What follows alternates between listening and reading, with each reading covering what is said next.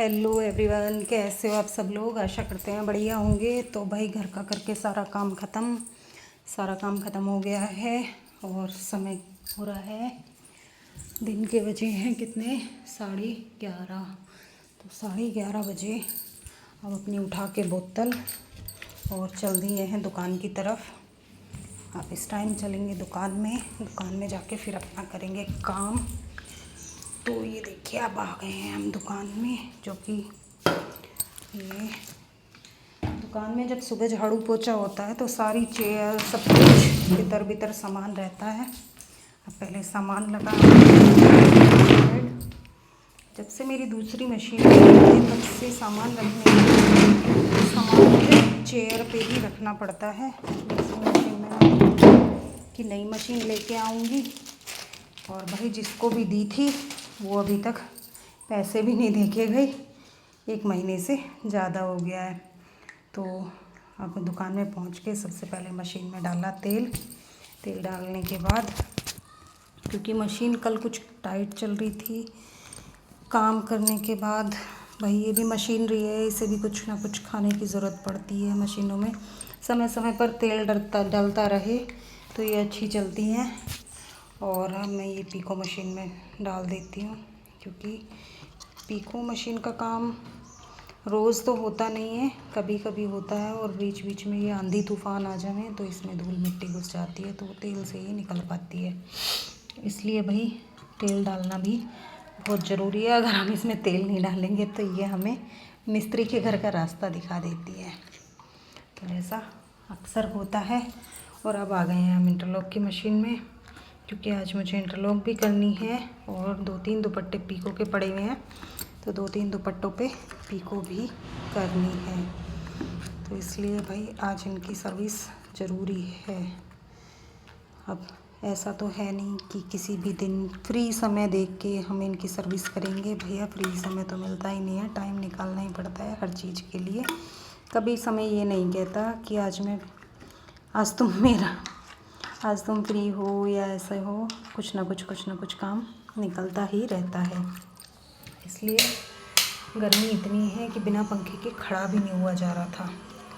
और हम तेल डालने के बाद दुकान का गेट करा ओपन, और जो शटल वगैरह थी वो सब उठाया। कल शाम तुरपाई का इतना काम था काफ़ी सारा, तो रील के डब्बे भी इधर उधर हो गए थे, क्योंकि जहाँ सिलाई करती हूँ वहाँ बैठ के तुरपाई नहीं होती, तो दूसरी चेयर पे बैठ के तुरपाई करनी पड़ती है। इसलिए रील का डब्बा भी दूसरी जगह रखा होता है।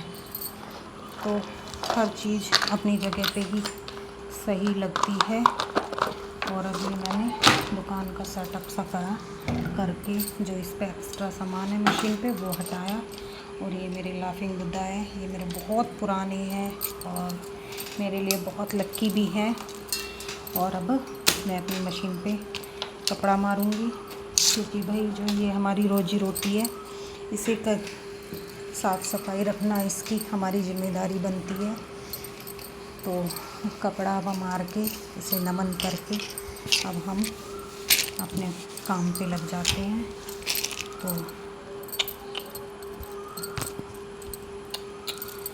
ये देखिए अब मैंने कपड़ा मार दिया है मशीन पे। ये रील के डब्बे हैं, अभी रील मैच करूँगी। कोई तो कलर ही ऐसा आ जाता है जो मिलके ही नहीं देता।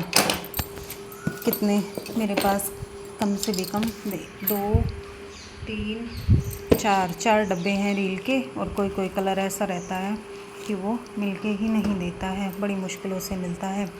तो जैसे कि मैंने कल ये 3 सूट कटिंग कर लिए थे, और ये तीनों सूट मुझे आज सिलने हैं।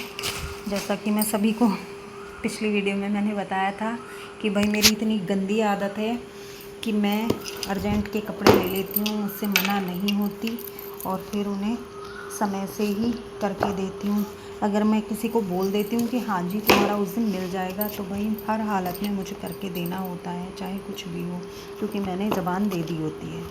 मैं ज़बान दे देती हूँ तो भाई उस चीज़ पे खरे उतरते हैं, क्योंकि भाई हम भी यहाँ बैठ के व्यापार ही कर रहे हैं, और इस व्यापार में अगर हमारी ज़बान की कीमत नहीं है तो मैं कुछ नहीं समझती उस इंसान को। तो इसलिए पहले मेरे पास 4 मशीनें थी, एक वो है, एक ये है, ये मेरी अम्ब्रेला मशीन है और वो मेरी पिको की मशीन है। पहले मेरे पास एक मशीन और थी जो कि छोटी मशीन थी, जो मेरी सबसे पुरानी मशीन थी।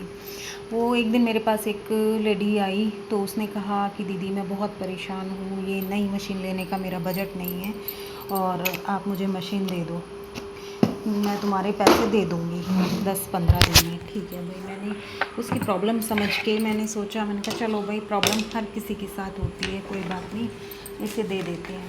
तो मैंने उसे मशीन दे दी थी। मशीन देने के बाद भाई ये देख लो आज 1.5 महीना हो चुका है। 1.5 महीने बाद भी मैंने उसे कॉल करा तो उसने मुझे मेरी कॉल भी पिक नहीं करी। ऐसे भी लोग होते हैं इस दुनिया में। भाई किसी के अच्छाई का इतना फ़ायदा मत उठाया करो लोगों, कि अगर कोई अच्छाई करना भूल ही जाए। तो इसलिए भैया आजकल किसी का अच्छा करने का तो सोच भी लेना, तो उसके लिए सोचना भी 10 बार सोचना पड़ता है कि करें या ना करें, क्योंकि ऐसे लोग होते हैं, ये लोग जो है ना अपने साथ साथ दूसरों का भी विश्वास तोड़ देते हैं। तो वीडियो आपको कैसी लगी लाइक कमेंट ज़रूर करें। जो कोई चैनल पे नया है उसे फॉलो ज़रूर करें और हमारे इस चैनल को सब्सक्राइब करें। धन्यवाद।